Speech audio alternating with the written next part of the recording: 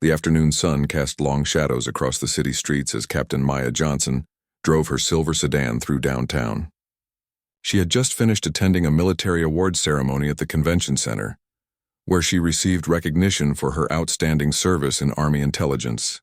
Still wearing her crisp military uniform with perfectly aligned ribbons and badges, she felt proud of another successful day representing her unit. Maya checked her watch, 4:30 p.m.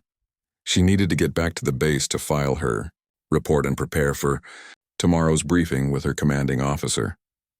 Traffic was light for a Friday afternoon, which was unusual for this part of town. She maintained a steady speed, staying well within the limit as she always did. Years of military discipline had made following rules second nature to her. As she approached a traffic light, Maya noticed a police car in her rearview mirror. The officer seemed to be following closely behind her, but she thought nothing of it. She had nothing to hide and was doing nothing wrong. When the light turned green, she proceeded normally, checking her mirrors and maintaining proper distance from other vehicles. 2 blocks later, red and blue lights flashed behind her. Maya looked at her speedometer. She was going exactly the speed limit. She checked her mirrors again, thinking the officer might be trying to pass her to respond to an emergency call somewhere else. But when she looked back, the police car was definitely signaling for her to pull over. Confused but compliant, Maya put on her turn signal and carefully pulled into a parking spot along the curb. She turned off her engine, placed her hands on the steering wheel where they could be clearly seen, and waited. This was standard procedure she had learned both in the military and from her father, who had always taught her to be extra careful during any police interaction. Officer Derek Hayes stepped out of his patrol car and approached her vehicle. He was a 15-year veteran of the force, tall and broad-shouldered, with a stern expression that seemed permanently etched on his face. As he walked toward Maya's car, his hand rested casually on his service weapon, a gesture that immediately put Maya on alert. Hayes knocked on her window with more force than necessary. Maya rolled it down slowly, keeping her hands visible at all times. "License and registration," Hayes demanded without any greeting or explanation for the stop. "Good afternoon, officer. May I ask why you pulled me over?" Maya asked politely, her voice calm and respectful. Hayes's eyes narrowed as he looked at her uniform. "Just give me your license and registration, now." Maya carefully reached for her wallet, moving slowly and deliberately. "I'm reaching for my identification in my wallet," she announced, following protocol she had been trained on. She handed him her military ID along with her driver's license and vehicle registration. Hayes examined the military ID with obvious suspicion, turning it over several times and holding it up to the light. "What's this supposed to be?" "That's my military identification, sir. I'm Captain Maya Johnson, United States Army." "Where did you get this?" Hayes asked, his tone becoming increasingly aggressive. "Sir, that's my official military ID. I'm an active duty officer stationed at Fort Henderson." Hayes stepped back from the car, his hand moving closer to his weapon. "Step out of the vehicle." Maya felt her heart rate increase, but she maintained her composure. "Officer, may I ask what this is about?" "I haven't violated any traffic laws." "I said get out of the car. Now." Maya slowly opened her door and stepped out, keeping her movements deliberate and non-threatening. She stood at attention, a habit from years of military service. Her uniform was immaculate, every crease sharp, every button polished, every ribbon and badge in perfect position. Hayes looked her up and down with clear disbelief. "Where did you get this costume?" "Sir, this is not a costume. This is my official United States Army uniform. I just came from a military ceremony downtown." "Yeah, right. And I'm the President of the United States," Hayes said with a smirk. "Turn around and put your hands on the car." Maya's mind raced. She had done nothing wrong, and she was clearly in proper military uniform with valid identification. But she also knew that arguing with an aggressive officer could escalate the situation dangerously. Her military training kicked in: remain calm, follow orders when safe to do so, and document everything. "Officer, I believe there's been a misunderstanding. If you'd like to verify my identity, you can contact the base or check with your dispatcher." Hayes's face reddened. "Are you telling me how to do my job?" "Turn around and put your hands on the car right now, or you're going to be in a lot more trouble." Maya complied, placing her hands flat against her vehicle while Hayes began searching her pockets. Other drivers slowed down to watch the scene, and several pedestrians had stopped on the sidewalk. Maya could see some of them taking out their phones. "What's in your pockets?" Hayes demanded. "Just my wallet, keys, and phone, sir." Hayes removed her phone and wallet, examining each item suspiciously. When he opened her wallet, he found her military dependent ID, her base access card, and several other forms of military identification. "Looks like you've got quite a collection of fake IDs here," Hayes said loudly enough for bystanders to hear. Maya turned her head slightly to look at him. "Officer, those are all legitimate military identification cards. You can verify any of them through proper channels."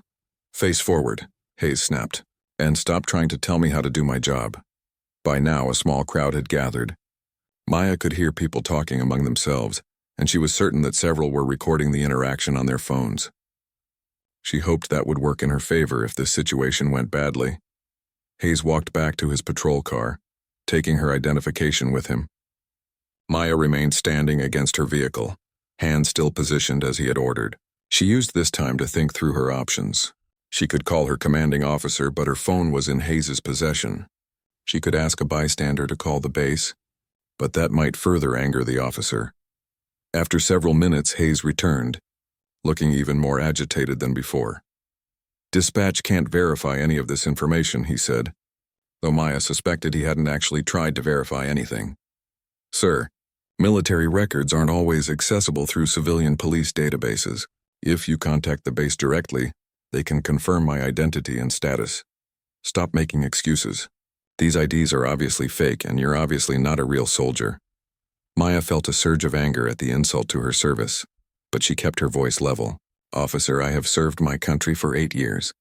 I have deployed overseas 3 times and received multiple commendations for my service. I am a real soldier and I am proud of my service." Hayes stepped closer to her, invading her personal space. "Real soldiers don't drive around in civilian clothes pretending to be something they're not. Sir, I am in my military uniform, not civilian clothes. That's not a real uniform. Real military uniforms don't look like that." Maya was stunned by his ignorance.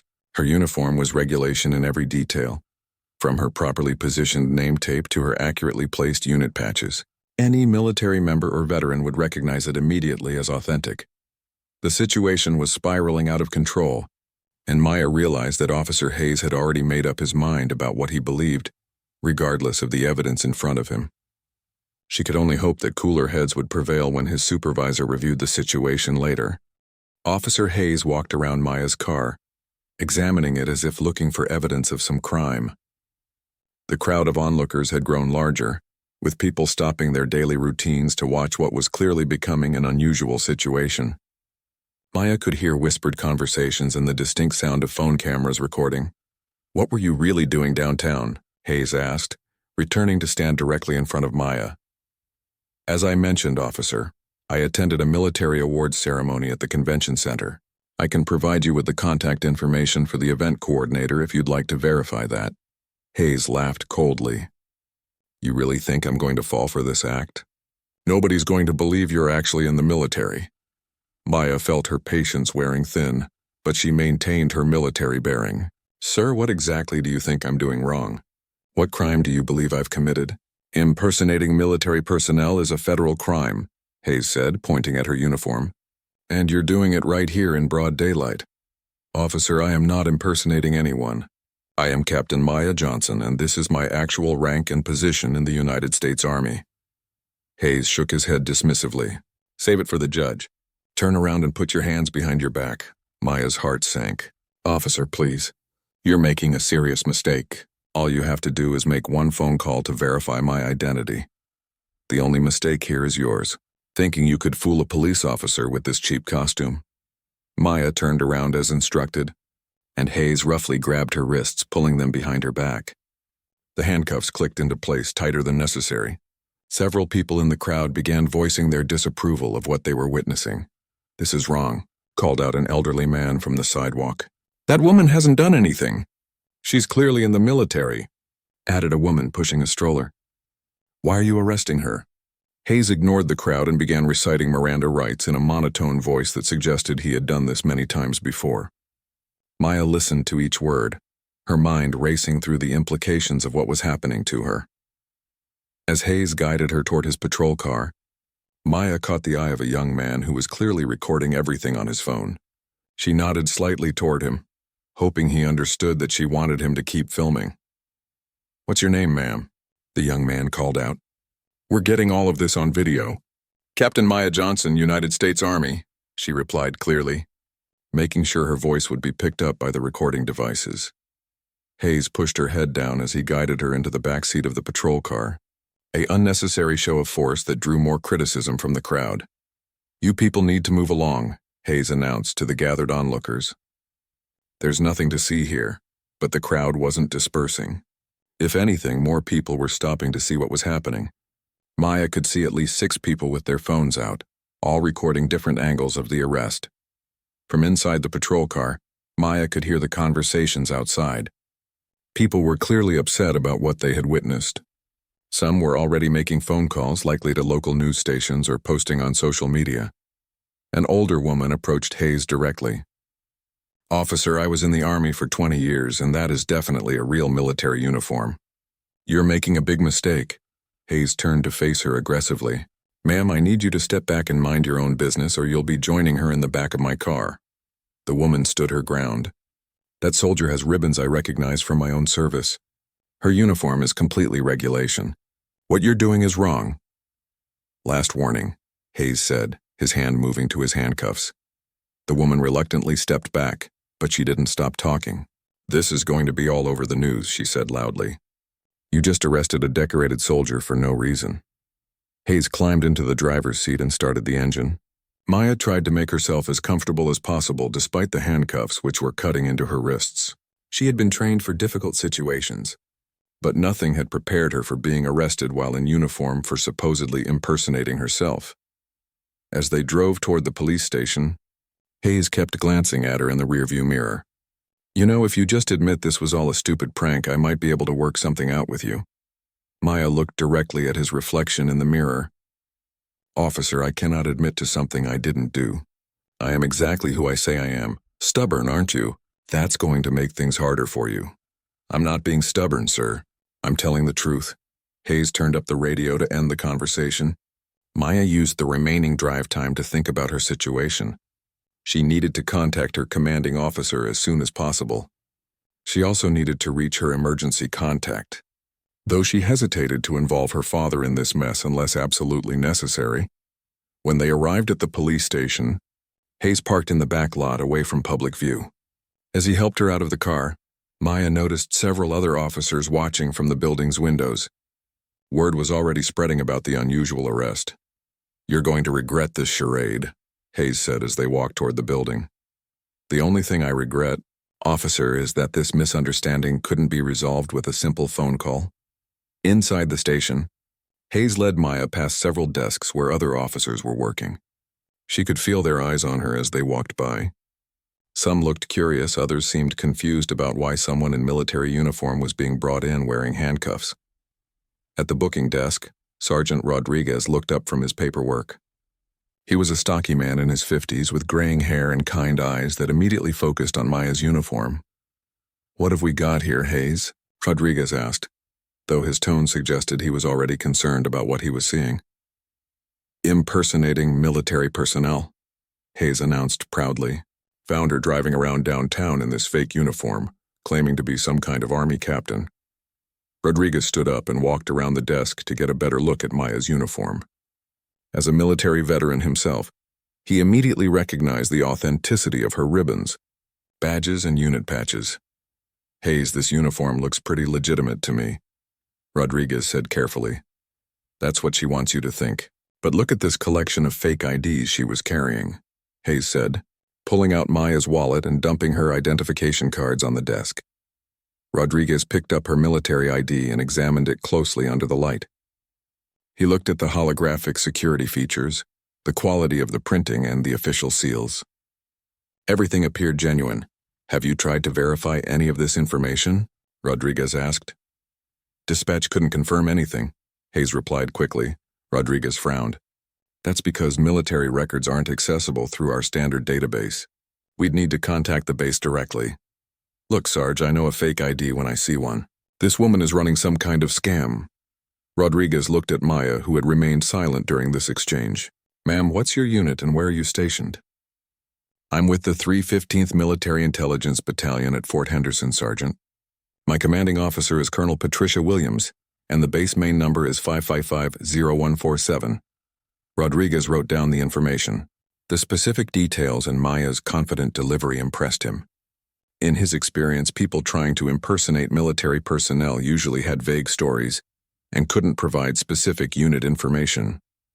"Hayes, I think we should make that phone call before we go any further with this. Sarge, we've got procedures to follow. She's been arrested and we need to process her." Rodriguez looked uncomfortable with the situation, but Hayes was technically correct about following procedure. However, he made a mental note to verify Maya's identity as soon as possible. The booking process began with the removal of Maya's handcuffs, which left red marks around her wrists. She rubbed them gently while maintaining her military posture, refusing to let the situation break her composure. Sergeant Rodriguez handed her a form to fill out with her personal information. "I need to make a phone call," Maya said politely but firmly. "It's my right to contact someone about my arrest."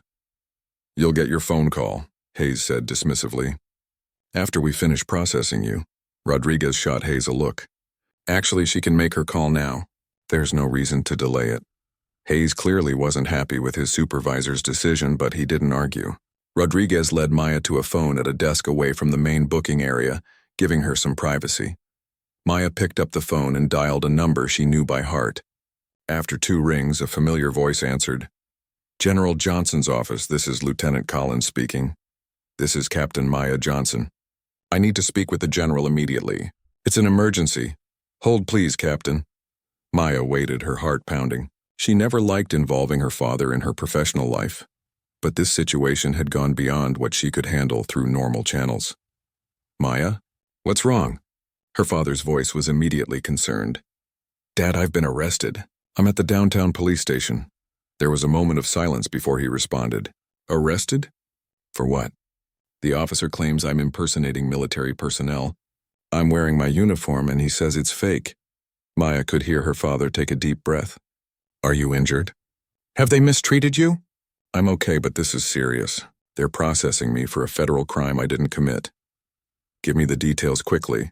Maya explained the traffic stop, Hayes' refusal to verify her identity, and the current situation. Her father listened without interrupting.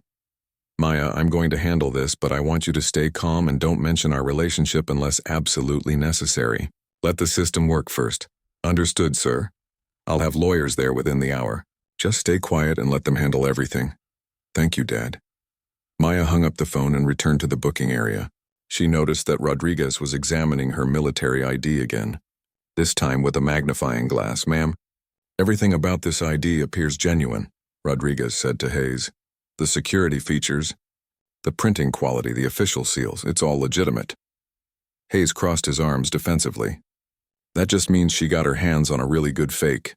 Or it means she's telling the truth," Rodriguez replied. While this conversation was happening, Maya's phone, which had been confiscated during the arrest, was buzzing constantly in the evidence bag. Hayes ignored it, but Rodriguez noticed. "Sounds like someone's trying to reach her pretty urgently," Rodriguez observed. "Probably her accomplices wondering why their scam got busted," Hayes said. At Fort Henderson, Maya's absence had been noticed. She was supposed to attend a 5 p.m. briefing with her commanding officer, and when she didn't show up, her assistant began making calls. Within 30 minutes, word had spread through the base that Captain Johnson was missing. Colonel Williams, Maya's commanding officer, immediately launched an investigation. She called Maya's cell phone repeatedly, but there was no answer. She then contacted base security to check if Maya had left the base properly after the ceremony. Meanwhile, the videos from Maya's arrest were spreading rapidly across social media. The young man who had recorded the incident had posted it with the caption, "Police arrest decorated soldier for wearing her own uniform." The video was being shared hundreds of times every minute. Local news stations began receiving calls about the incident. Channel 7's news director received 3 separate calls within 10 minutes, all describing the same event. They immediately dispatched a news crew to the police station. Back at the station, Rodriguez was growing more uncomfortable with the situation. He had served 2 tours in Afghanistan and recognized authentic military bearing when he saw it. Maya's posture, her way of speaking, and her detailed knowledge of military procedures all suggested she was the real deal. Hayes, I really think we should verify her identity before this goes any further, Rodriguez said. Look, Sarge, I arrested her for a reason. If we start second-guessing every arrest, we're going to look like fools. We're going to look like bigger fools if we're holding a real Army officer on false charges. Their conversation was interrupted by Officer Kelly Martinez, who had just finished her patrol shift. She walked up to the booking desk with her smartphone in her hand. Hey guys, you need to see this, Martinez said, showing them her phone screen. This video is blowing up online. Someone recorded an arrest downtown, and people are saying the police arrested a soldier for wearing her uniform. Rodriguez took the phone and watched the video. Even with the phone's small screen, he could clearly see that it was Maya being arrested by Hayes. The comments below the video were overwhelmingly critical of the police. This is the woman we just brought in, Rodriguez said, showing the video to Hayes. Hayes glanced at the phone dismissively. So what? People record arrests all the time. Read the comments, Martinez urged. People are really angry about this. And look at the view count. Over 50,000 people have watched this in the last hour. Rodriguez scrolled through the comments. Many were from people claiming to be veterans or active military personnel, all saying that Maya's uniform appeared completely authentic. Several comments included detailed analysis of her ribbons and badges, with veterans explaining what each one meant. This is getting out of hand, Rodriguez muttered. The phone at the front desk rang, and Officer Davis answered it. After a brief conversation, he called out to Rodriguez. Sarge, that was Channel 7 News. They want to know if we can confirm we arrested a military officer today. Rodriguez felt his stomach drop. What did you tell them? I said they'd have to talk to the watch commander. Hayes was starting to look nervous for the first time since the arrest. It doesn't matter what the news says. I saw what I saw and I made the right call. Rodriguez pulled Hayes aside for a private conversation. Derek, I've been doing this job for 25 years and I've never seen anything like this. That woman's uniform is authentic. Her ID appears genuine, and now we've got news crews on the way. Maybe we should consider that you made a mistake. I didn't make a mistake, Hayes insisted. She was acting suspicious and her story didn't check out. What story? She told you exactly who she was and where she worked. She gave you specific details about her unit and commanding officer. What more did you want? Before Hayes could answer, the front desk phone rang again. This time it was the base commander from Fort Henderson, asking about one of his missing officers. Rodriguez took the call personally. This is Sergeant Rodriguez. How can I help you? This is Colonel Williams from Fort Henderson. We have a missing officer, Captain Maya Johnson. We have reason to believe she may have been involved in some kind of incident in your jurisdiction. Rodriguez looked at Maya, who was sitting quietly in the booking area. Sir, we do have someone here by that name. Can you verify her identity for us? Absolutely. Captain Johnson is 5'6", African-American, 29 years old, with a small scar above her left eyebrow from a training accident. She's assigned to the 315th Military Intelligence Battalion and holds a top-secret security clearance. Rodriguez looked at Maya again, noting the small scar the colonel had mentioned. Sir, that matches the person we have here. What are the circumstances of her detention? Rodriguez explained the situation while Hayes listened with growing concern. When Rodriguez finished, there was a long pause on the other end of the line. Sergeant, you're holding one of my best officers on completely false charges. Captain Johnson is not only a decorated soldier, but she's also scheduled to receive a commendation next week for her outstanding service. I'm sending someone to pick her up immediately. Yes, sir. We'll have her ready for release. Rodriguez hung up the phone and turned to Hayes. Derek, we need to talk. Right now. While Sergeant Rodriguez was dealing with the fallout from Colonel Williams's call, Maya sat quietly in the booking area, maintaining her military discipline despite the humiliating circumstances. She watched as various officers came and went, many of them stealing glances at her uniform and whispering among themselves. The viral video of her arrest had now been viewed over 200,000 times across multiple social media platforms. News outlets were picking up the story, and the police department's phone lines were becoming overwhelmed with calls from concerned citizens, veterans organizations, and media representatives. Chief of Police Robert Thompson was in his office reviewing budget reports when his secretary knocked on his door with an urgent expression. "Chief, you need to see this," she said, holding a tablet showing the viral video. "And the phones haven't stopped ringing for the past 30 minutes. Chief Thompson watched the video twice, his expression growing more serious with each viewing. He had been a police officer for 30 years and had seen enough arrests to know when something wasn't right. The woman in the video was clearly cooperative, clearly in an authentic military uniform, and clearly being treated poorly by Officer Hayes. "Get me Sergeant Rodriguez on the phone immediately," Thompson ordered. Meanwhile, 40 miles away at the Pentagon, General Robert Johnson was making calls of his own. As chairman of the Joint Chiefs of Staff, he had access to resources that most people could only imagine. Within minutes of ending his call with Maya, he had mobilized a team of military lawyers, contacted the FBI's liaison office, and reached out to the Department of Justice. "Colonel Barnes," the general said into his secure phone, "I need you to coordinate with the civilian authorities on a situation involving one of our officers." "What's the nature of the situation, sir?" "Wrongful arrest based on racial profiling. The officer is being held on charges of impersonating military personnel while in actual uniform." Colonel Barnes, a veteran military lawyer, immediately understood the implications. "Sir, that's a serious civil rights violation. Do you want me to coordinate with the local FBI office?" "Do whatever is necessary to ensure our officer is treated properly and released immediately.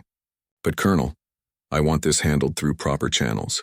No shortcuts, no special treatment that could be questioned later." "Understood, sir. What's the officer's name and location?" General Johnson provided the details, careful not to mention his personal relationship to Captain Johnson. He wanted the response to be based on the merits of the case, not on family connections. Back at the police station, Chief Thompson had arrived and was getting briefed by Sergeant Rodriguez. The situation was rapidly spiraling beyond what the local police department could handle on its own. "So let me understand this," Chief Thompson said, reviewing the file.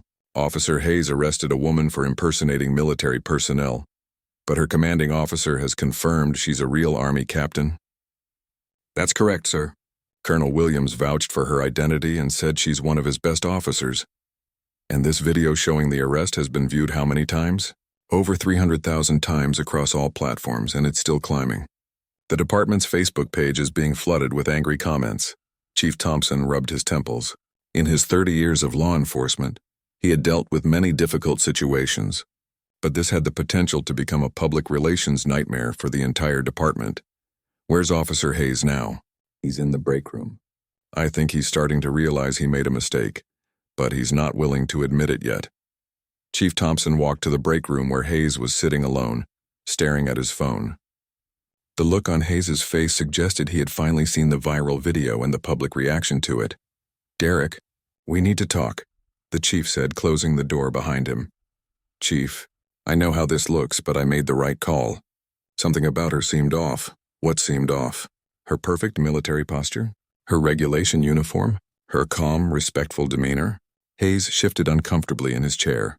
"She was in that neighborhood and it just seemed suspicious." "What neighborhood, Derek?" "The downtown area where she had just attended an official military ceremony?" "I mean, you know how it is in that area." Chief Thompson stared at Hayes intently. "No, Derek, I don't know how it is. Explain it to me." Hayes realized he was digging himself into a deeper hole with every word. "Look, Chief, I've been doing this job for 15 years. I know when something doesn't look right." What didn't look right about a decorated Army officer driving home from a military ceremony? Before Hayes could answer, there was a knock on the break room door. Sergeant Rodriguez opened it slightly. "Chief, there are 2 FBI agents here asking about Captain Johnson." Chief Thompson's heart sank. FBI involvement meant this situation had escalated beyond local control. "Tell them I'll be right there." He turned back to Hayes. "Derek, you're suspended pending a full investigation. Turn in your badge and weapon to Sergeant Rodriguez." "Chief, you can't be serious. I was just doing my job." "No, Derek, you were not doing your job. You were making assumptions based on prejudice. And now the entire department is going to pay for your mistake." In the main area of the station, FBI agents Lisa Chen and Michael Rodriguez were waiting with serious expressions. Chief Thompson had worked with federal agents before and knew their presence meant the situation had potential civil rights implications. "Chief Thompson, I'm Agent Chen, and this is Agent Rodriguez. We're here about the arrest of Captain Maya Johnson. Agents, I'm fully cooperating with any investigation. We've already confirmed that Captain Johnson is exactly who she claims to be. We appreciate that. Chief, we've been asked to ensure that Captain Johnson's rights are being protected and that proper procedures are being followed. Agent Chen approached Maya, who was still sitting in the booking area with remarkable composure. Captain Johnson, I'm Agent Chen with the FBI. Are you being treated properly? Yes, ma'am. Sergeant Rodriguez has been very professional. Have you been allowed to make phone calls? Yes, I was able to contact my emergency contact. Agent Rodriguez was reviewing the arrest report and the evidence collected during the stop. Chief, I need to ask about the justification for this arrest. The report says she was stopped for suspicious driving, but there's no dashcam footage and multiple witnesses contradict that claim. Chief Thompson felt the situation getting worse by the minute. We're conducting a full review of Officer Hayes' actions. That's good to hear. Because we've received calls from several veterans organizations, and this incident is getting national attention. As if on cue, Sergeant Rodriguez approached the group. Chief, Channel 7 is outside with a news truck and the phone hasn't stopped ringing. I've got calls from the mayor's office, the city council, and someone claiming to be from the Pentagon. Agent Chen raised an eyebrow. The Pentagon? Yes, ma'am. Some Colonel Barnes said he's coordinating with civilian authorities about one of their officers. The FBI agents exchanged glances. Pentagon involvement suggested that Captain Johnson might be more important than they initially realized. Chief Thompson, Agent Chen said, I think we need to expedite Captain Johnson's release. This situation is clearly based on a misunderstanding that should never have occurred. I completely agree. Sergeant Rodriguez, please begin the release process immediately. As the paperwork for Maya's release was being prepared, her phone was finally returned to her. It showed 47 missed calls, 23 voicemails, and over 100 text messages. Many were from fellow soldiers who had seen the viral video and were offering their support. One text message stood out from the rest. It was from her father. Lawyers are en route. Stay strong. This will be resolved soon. Maya smiled slightly. She knew her father well enough to understand that when he said something would be resolved, it would be resolved completely and thoroughly. She just hoped that Officer Hayes would learn something from this experience, though she wasn't optimistic about that prospect. At the Pentagon, General Robert Johnson sat in his spacious office overlooking the Potomac River. But his mind was focused entirely on the phone calls he was making. As one of the most powerful military leaders in the country, he could have immediately revealed his relationship to Maya and demanded her release. However, his decades of military experience had taught him that the most effective approach was often the most strategic one. Colonel Barnes, what's the status? The general asked into his secure phone. Sir, I've coordinated with the FBI field office and agents are already on scene. The local police chief is cooperating fully, and it appears Captain Johnson will be released shortly. Good. But I want a complete review of this incident. How does a decorated Army officer get arrested for wearing her own uniform? From what I've gathered, sir, it appears to be a case of racial profiling by the arresting officer. The officer refused to verify Captain Johnson's identity through proper channels and dismissed her legitimate military credentials. General Johnson felt his anger rising, but he kept his voice controlled. Colonel, I want you to coordinate with the Department of Justice on this. If there are civil rights violations involved, they need to be addressed properly. Understood, sir. Should I mention your personal interest in this case? Not yet. Let the system work first. I want to see how this is handled when people think they're dealing with just another soldier, not the chairman's daughter. Meanwhile, at military bases across the country, word of Maya's arrest was spreading through informal networks.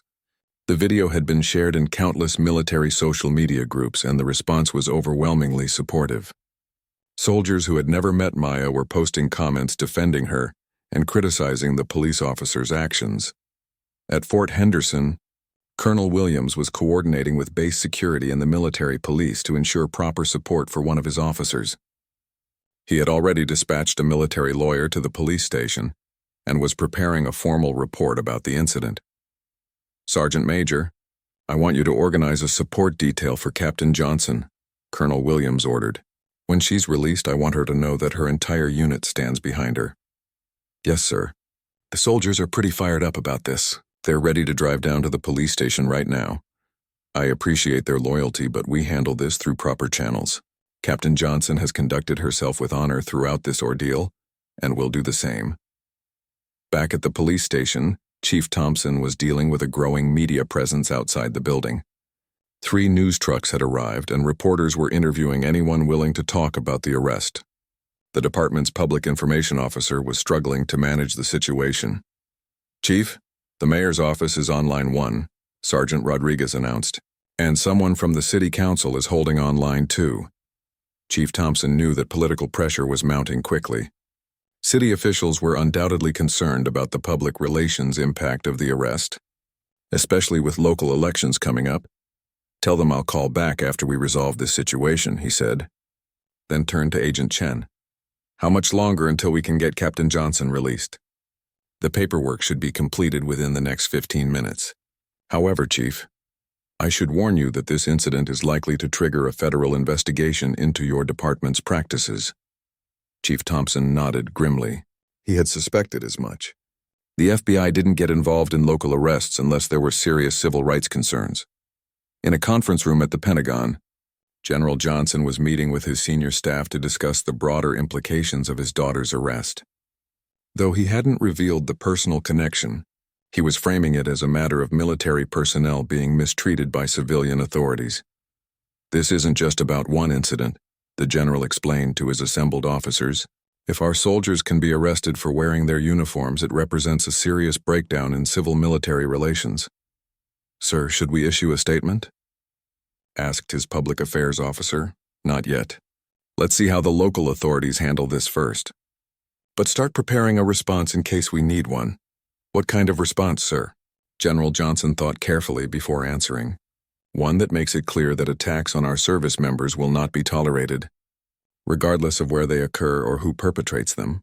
At the police station, Maya was finally called to the front desk to retrieve her personal belongings. The arresting charges were being officially dropped, and she was free to go. However, the experience had left its mark on everyone involved. "Captain Johnson," Chief Thompson said personally, "I want to apologize on behalf of the entire department for what you've experienced today. This should never have happened." Maya maintained her professional demeanor. "Thank you, Chief. I hope this incident can serve as a learning opportunity for everyone involved."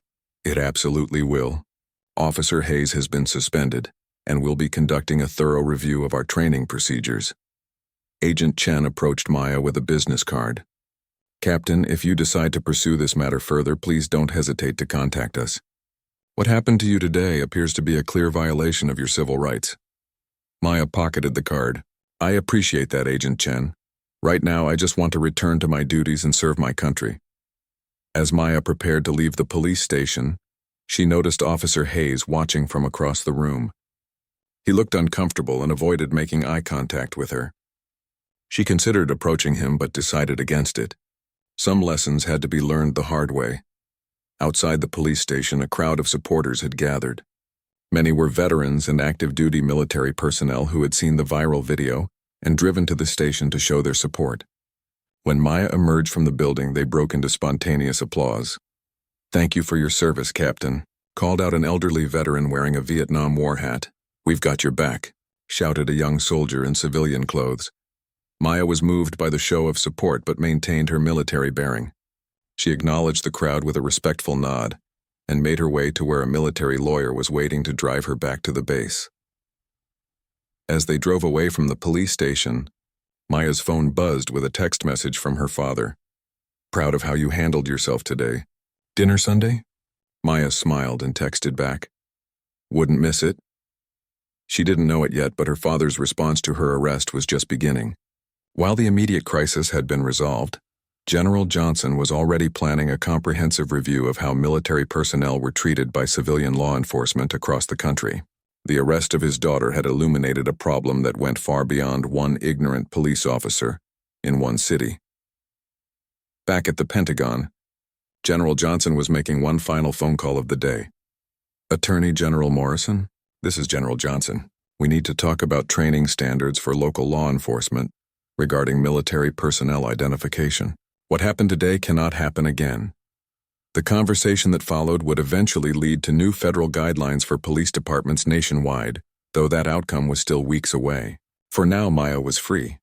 The immediate injustice had been corrected, and the wheels of institutional change were quietly beginning to turn. But Officer Hayes still didn't know who he had really arrested that afternoon, and that revelation was yet to come. The next morning, the story of Maya's arrest was front-page news in the local newspaper and the lead story on several television stations. The headline read, "Decorated Army Officer Arrested for Wearing Own Uniform."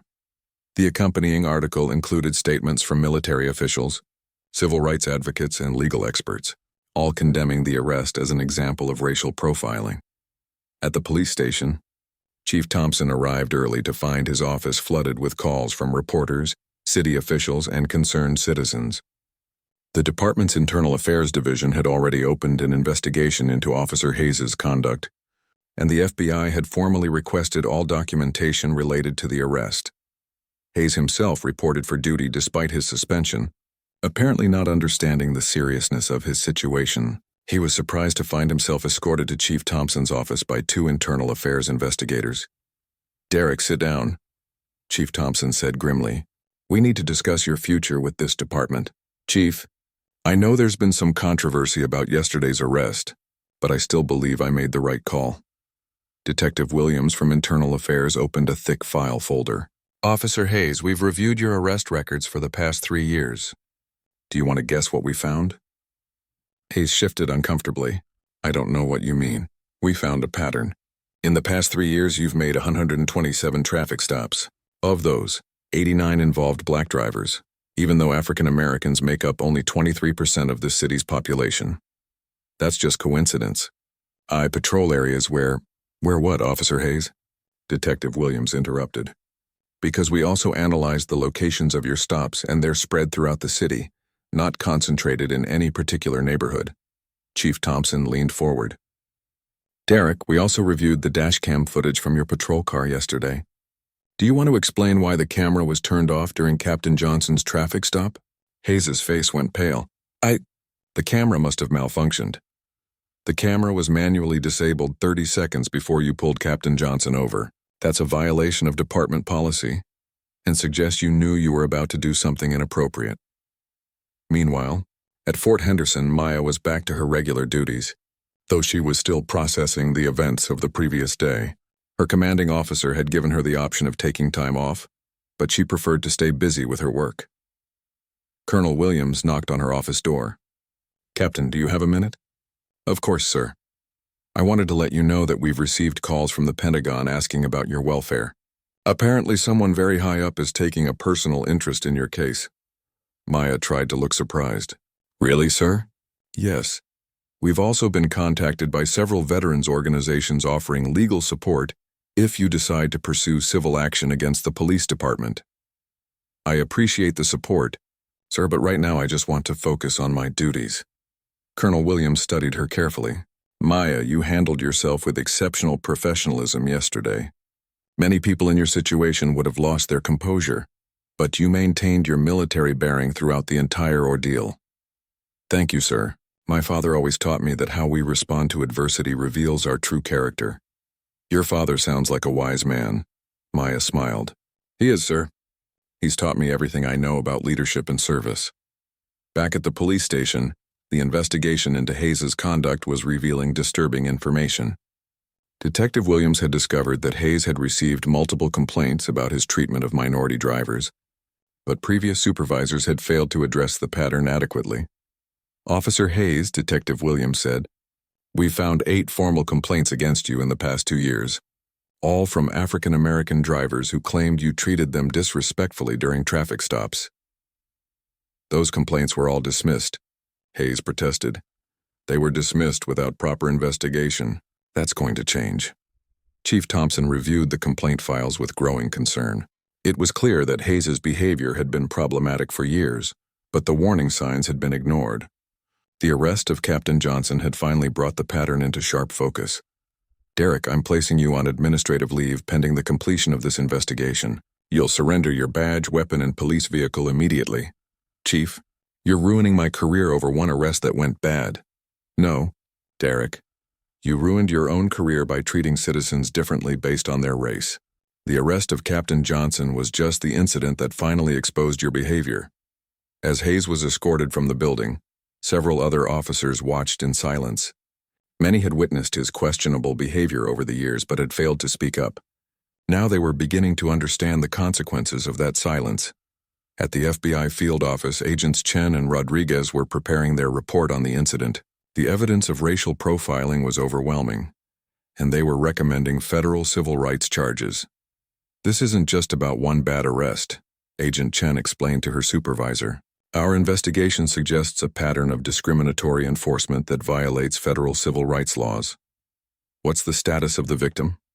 Captain Johnson is back on duty and has been very professional throughout this process. However, her case is getting attention from very high levels of government. How high? Pentagon high. We've received calls from the Department of Defense asking about our investigation. The supervisor frowned. That's unusual. Military personnel get arrested by civilian police all the time, and the Pentagon doesn't typically get involved. This case is different. The arrest was clearly unjustified, it was recorded and went viral, and now it's become a symbol of how military personnel can be mistreated by civilian authorities. That afternoon, the mayor held a press conference to address the growing controversy. Standing at a podium outside City Hall, she faced a crowd of reporters and protesters who had gathered to demand justice for Maya. The arrest of Captain Johnson was completely unacceptable, the mayor declared. I have ordered a comprehensive review of our police department's training procedures and policies regarding interactions with military personnel. A reporter raised her hand. Madam Mayor, will Officer Hayes face criminal charges? That decision will be made by the appropriate prosecutors based on the evidence. However, I can tell you that his actions do not represent the values of our city or our police department. Another reporter called out, what steps are being taken to prevent similar incidents in the future? We are implementing new training requirements for all officers, including mandatory education about military uniforms, identification, and proper procedures for verifying military credentials. In the crowd of protesters, several veterans held signs reading, "Respect our service members and justice for Captain Johnson." The incident had clearly struck a nerve in the military community, with many seeing it as representative of broader issues facing veterans and active duty personnel. At his home that evening, Hayes watched the news coverage with growing anxiety. The story was being covered nationally now, and his name was being mentioned regularly. He was beginning to understand that his career in law enforcement was likely over, but he still couldn't admit that his actions had been wrong. His wife approached him cautiously. Derek, maybe you should consider apologizing publicly. People might be more forgiving if you admitted you made a mistake. I didn't make a mistake, Hayes insisted. I did what I thought was right at the time. But Derek, they're saying she really is a soldier. All those military people are defending her. Hayes turned off the television in frustration. It doesn't matter what they say. I know what I saw, and something about that woman wasn't right. His wife looked at him with disappointment. Even she could see that his position was indefensible, but his pride wouldn't allow him to admit fault. Meanwhile, Maya was at home, reading through hundreds of supportive messages from fellow service members around the world. The incident had resonated far beyond her local community, with military personnel from different branches and different countries expressing solidarity with her experience. One message particularly stood out. It was from a young soldier who wrote, "Captain, your grace under pressure reminded me why I'm proud to wear the uniform. Thank you for showing us how to maintain our dignity, even when others don't respect it." Maya realized that her ordeal, while personally difficult, had become something larger than herself. It had sparked important conversations about respect, dignity, and the treatment of military personnel by civilian authorities. She was still unaware that the most dramatic revelation was yet to come, and that Officer Hayes was about to learn exactly who he had arrested that day. 3 days after Maya's arrest, the story had grown beyond local news into a national conversation about police accountability and military respect. News networks were running feature stories about racial profiling, and military advocacy groups were using Maya's case to highlight broader issues facing service members. At the police station, Chief Thompson was meeting with city officials, FBI agents, and representatives from the military when an unexpected visitor was announced. Chief Thompson, his secretary said over the intercom, There's a gentleman here who says he needs to speak with you about the Johnson case. He says he's from the Pentagon. Send him in, Thompson replied, expecting another military lawyer or liaison officer. The door opened, and a man in civilian clothes entered the room. He was tall, distinguished, with graying hair and the unmistakable bearing of someone accustomed to command. Even in a business suit, his military background was obvious to everyone present. Chief Thompson, I'm General Robert Johnson, Chairman of the Joint Chiefs of Staff. The room fell silent. Agent Chen and Agent Rodriguez immediately stood at attention, recognizing one of the most powerful military leaders in the country. Chief Thompson felt his stomach drop as he realized the full implications of the general's presence. General Johnson, this is an unexpected honor, Chief Thompson managed to say. How can we assist you? I'm here about the arrest of Captain Maya Johnson, the general said, his voice calm but carrying unmistakable authority. Sir, we've resolved that matter. The charges were dropped and the officer involved has been suspended pending investigation. General Johnson took a seat at the conference table, and everyone else followed suit. Chief Thompson, I appreciate the steps you've taken, but I think there's something you should know about Captain Johnson. Sir? She's my daughter. The silence in the room was deafening. Chief Thompson felt the blood drain from his face as he processed this information. The FBI agents exchanged glances, suddenly understanding why this case had drawn so much high-level attention. Your daughter, sir? Chief Thompson finally managed to ask. Yes, Captain Maya Johnson is my only child. She's a decorated intelligence officer who has served 3 tours overseas and holds one of the highest security clearances in the military. Agent Chen found her voice first. General, we had no idea about your relationship to Captain Johnson. That was intentional, the general replied. I wanted to see how this situation would be handled when people thought they were dealing with an ordinary soldier, not the chairman's daughter. Chief Thompson was struggling to comprehend the full scope of the disaster. Sir, I assure you that we would have handled this situation the same way regardless of Captain Johnson's family connections. General Johnson studied the chief carefully. Would you have, Chief? Because from what I've learned, Officer Hayes had a clear pattern of targeting African-American drivers, and your department failed to address it for years. The general opened a briefing folder he had brought with him. I've had my staff prepare a complete analysis of this incident and the factors that led to it. Would you like to see their findings? Chief Thompson nodded reluctantly, knowing that a Pentagon analysis of his department's failures would be thorough and damning. Officer Hayes stopped my daughter without cause, refused to verify her legitimate military credentials, ignored the advice of his supervisor, and arrested her based solely on his prejudiced assumptions about who could and couldn't be a military officer. The general's voice remained calm, but his words carried the weight of absolute authority. Chief Thompson, do you understand what could have happened if this incident had escalated further? I'm beginning to, sir. My daughter maintained her composure and followed proper procedures despite being treated like a criminal. But what if she had been a young soldier without her training and experience? What if the situation had turned violent? Agent Rodriguez spoke up. General, we're pursuing federal civil rights charges against Officer Hayes. That's appropriate, the general replied. But this goes beyond one officer's misconduct. This represents a systemic failure that put one of our nation's finest soldiers at risk. Chief Thompson was sweating now, realizing that his department was facing scrutiny from the highest levels of government. General Johnson, what can we do to make this right?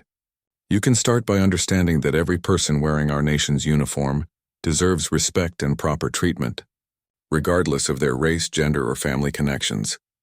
The general stood and walked to the window, looking out at the street where his daughter had been handcuffed 3 days earlier. Chief, Maya didn't tell you who her father was because she's never wanted special treatment. She's earned everything she's achieved through her own merit and dedication. He turned back to face the room. But I'm not Maya. I'm a general who swore an oath to protect our nation and our service members. When someone attacks one of our soldiers, they attack all of us. Meanwhile, across town, Officer Hayes was at home, unaware that his situation was about to become much worse.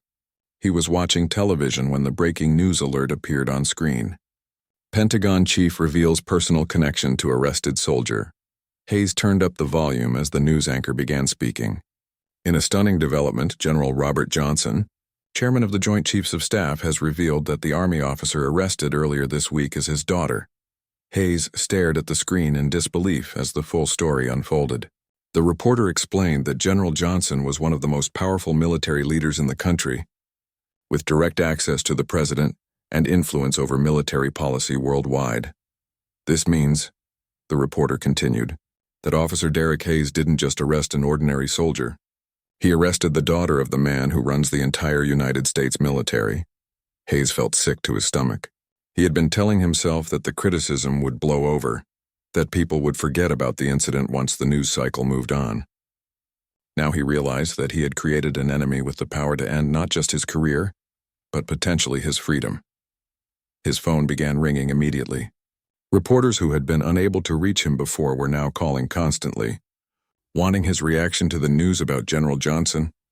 Back at the police station, the meeting with General Johnson was concluding. The general had made it clear that he expected comprehensive reforms in the department's training and accountability measures. Chief Thompson, I'll be watching your department's progress closely. My staff will be in regular contact to monitor the implementation of necessary changes. Yes, sir. We'll provide regular updates on our reform efforts. General Johnson paused at the door.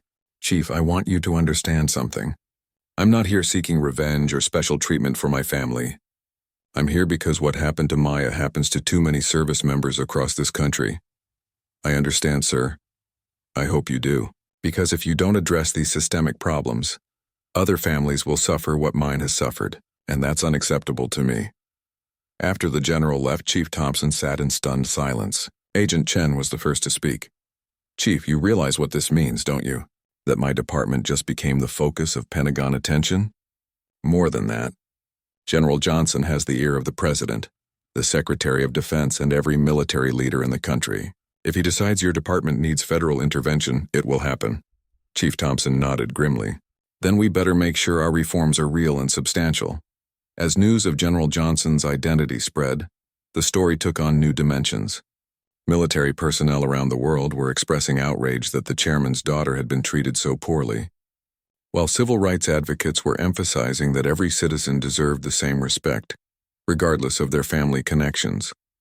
Maya herself was at the base, trying to focus on her work while avoiding the media attention.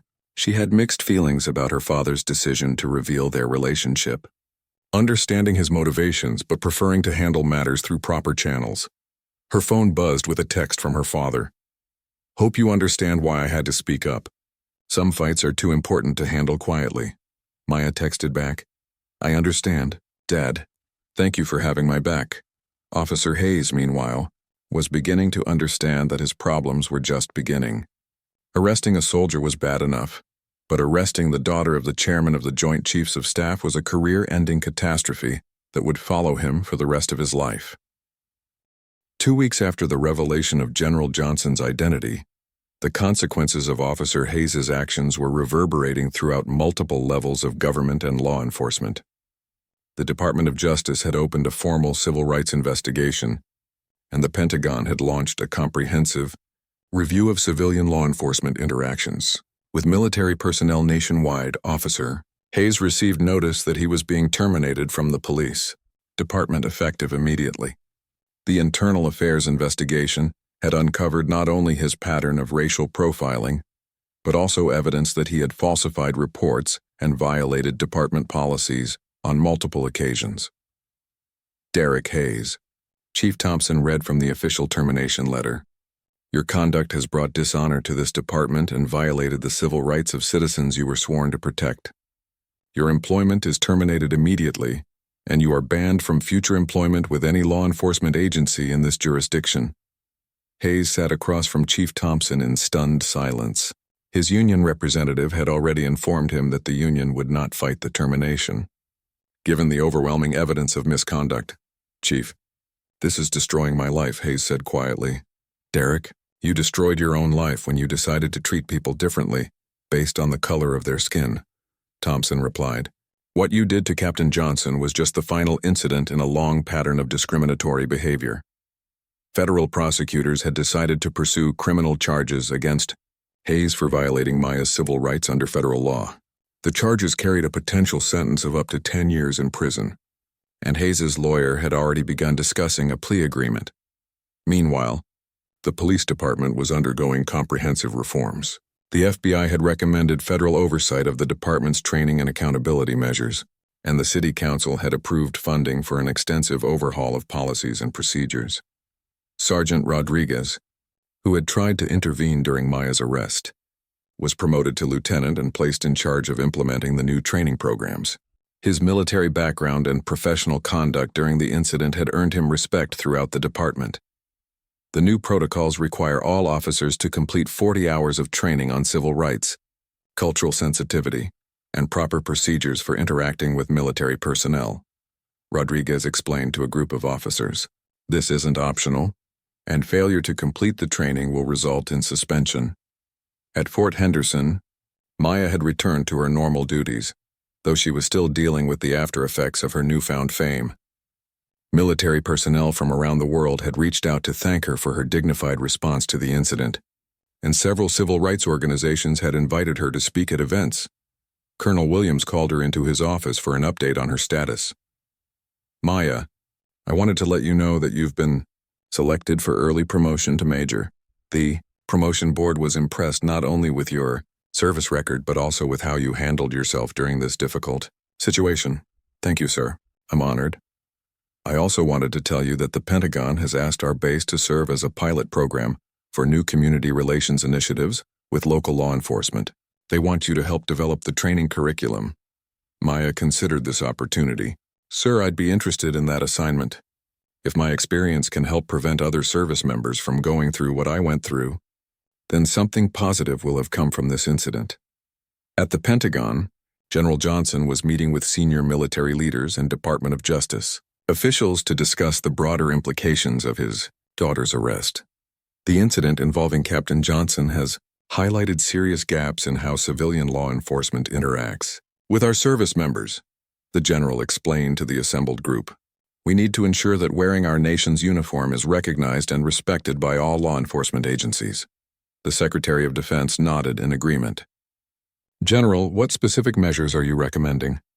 "First, we need standardized training for all local law enforcement agencies on military identification and proper procedures for verifying military credentials.